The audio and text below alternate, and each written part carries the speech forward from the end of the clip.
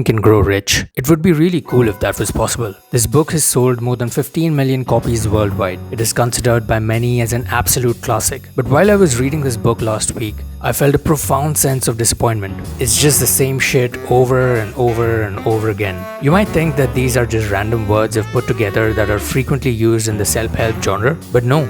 These are the actual chapters in the book. So instead of boring you with the same drill about desire, faith, persistence, etc., let me share with you the top 3 things that intrigued me while reading this book. Alright, so let's start with point number 1. Scam vibes.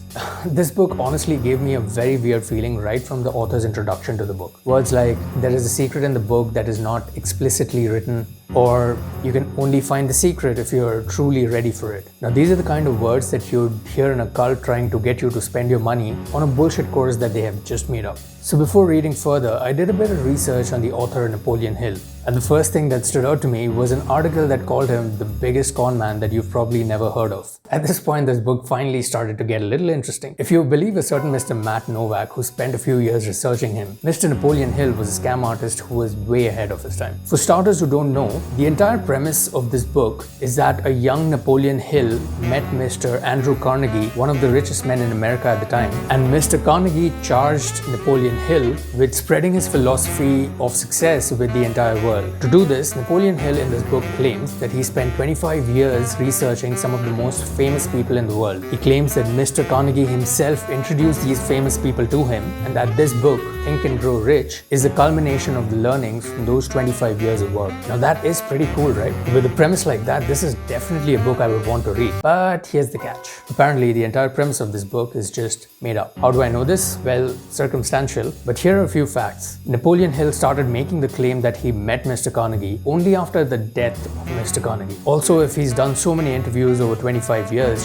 surely there's some documentation, right? But according to Mr. Napoleon Hill, all of the documentation was burnt away in a fire in Chicago. Pretty convenient, right? Napoleon Hill claimed to be a lawyer, but actually was never so. He claimed to have advised 2 US presidents, but a lot of people have debunked that myth. He set up a sham university and was called out and even sued for it. Basically, you can say that this guy was the Donald Trump of his time. In fact, a guy called Norman Vincent Peale, who's an ardent follower of Napoleon Hill, is supposedly the former pastor of Donald Trump. But unlike Donald Trump, this guy wasn't even rich. And forget being rich, he was broke and in debt most of his life, and even went to jail for fraud. So now at this point, I was seriously reconsidering reading this book.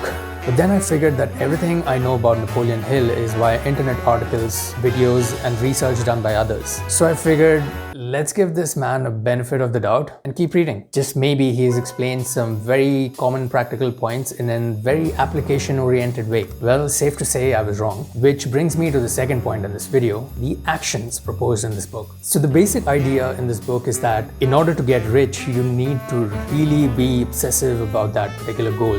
And you really need to believe that you are going to get rich. A burning desire to get rich is what he propagates.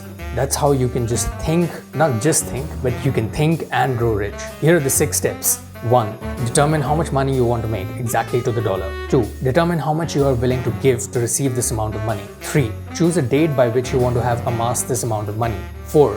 Create a detailed plan of how you want to achieve this goal and begin at once, whether you're ready or not. Number 5. Write down all of the above in a very clear statement. And finally, number 6. Read this written statement aloud twice a day, first thing in the morning and last thing at night. Visualize your life as if you already own this money. He also has some further suggestions. On page 67 of this book, he says, and I quote, "Read the entire chapter aloud once every night until you become thoroughly convinced that the principle of autosuggestion is sound, that it will accomplish for you all that has been claimed for it. As you read, underscore with a pencil every sentence which impresses you favorably." I wonder if Elon Musk does this every night.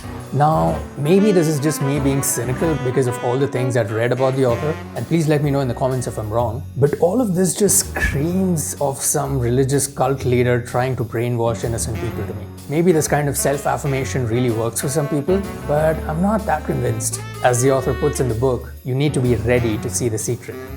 Like this. maybe I'm just not ready. Which brings me to the third point in this video. 3 points that stood out to me in this book. A. The concept of autosuggestion. B. The power of mastermind. And C. The mystery of sex transmutation. I'm guessing these words are not intuitively familiar to you, so let's talk about them. Autosuggestion is basically self-affirmation. The idea is that if you keep telling yourself something over and over again, then eventually it'll move from conscious thought to subconscious thought, which apparently can draw from a pool of infinite intelligence. It's just another word for law of attraction, which was a term that was made popular in the book The Secret by Rhonda Byrne. In fact, this concept was apparently influenced by the book Think and Grow Rich. In theory, I kind of agree with this idea, as long as it's backed up by actions. And to be fair to the book, it also places a lot of emphasis on actions to back up your autosuggestions. So that's that. The next point was around the driving force of the mastermind. I was really interested, maybe this is a new concept, but turns out it's just another way of saying have a group of friends who you consult with regarding the goals that you have in life. Mastermind is a fancy term for a group of really good friends.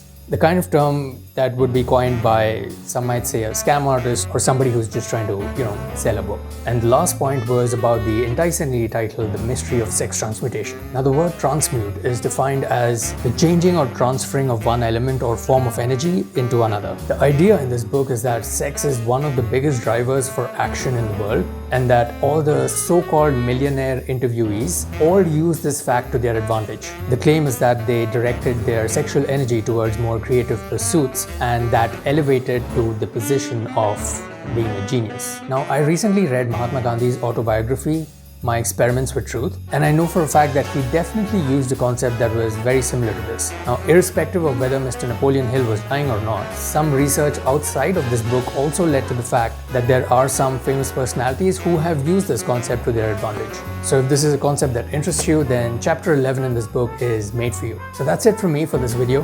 As much as I really wanted to do a full-blown book summary, I just could not bring myself to explaining concepts like faith and desire and persistence to you. These concepts in itself should be clear.